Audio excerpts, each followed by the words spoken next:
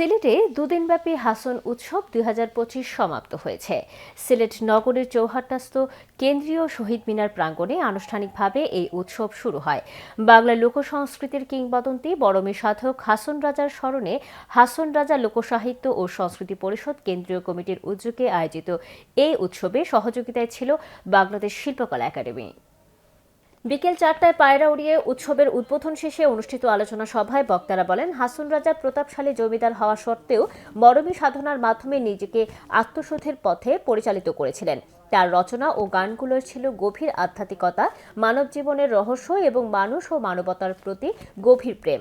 লোক ঐতিহ্যের প্রচারে এই উৎসব একটি মাইল ফলক হয়ে থাকবে বলে বক্তারা আশাবাদ ব্যক্ত করেন। হাসন রাজা লোকসাহিত্য ও সংস্কৃতি পরিষদ কেন্দ্রীয় কমিটি বাংলাদেশের সভাপতি ডাক্তার মোহাম্মদ জহিরুল ইসলাম অচিনপুরের সভাপতিত্বে উৎসবে অতিথি হিসেবে বক্তব্য রাখেন মদনমোহন কলেজের সাবেক অধ্যক্ষ কর্নেল অবসরপ্রাপ্ত এম আতাউর রহমান পীর, সিলেট মেট্রোপলিটন পুলিশের পুলিশ কমিশনার আব্দুল কুদ্দুস চৌধুরী, বাংলাদেশ শিল্পকলা একাডেমির সচিব জাকির হোসেন, সিলেট মহানগর বিএনপির ভারপ্রাপ্ত সভাপতি রেজাউল হাসান কয়েসলুদি, বিশিষ্ট সাংবাদিক ও কলামিস্ট আফতাব চৌধুরী, হাসন রাজা লোকসাহিত্য ও সংস্কৃতি পরিষদের প্রধান উপদেষ্টা দেওয়ান শাহবাজ রাজা চৌধুরী, উপদেষ্টা শামীম রেজা চৌধুরী, সিলেট মহানগর বিএনপির প্রচার সম্পাদক বেলায়েত হোসেন মোহন। স্বাগত বক্তব্য রাখেন হাসন রাজা লোকসাহিত্য ও সংস্কৃতি পরিষদ কেন্দ্রীয় কমিটি বাংলাদেশের প্রতিষ্ঠাতা সাধারণ সম্পাদক সুলেমান হোসেন চুন্নু।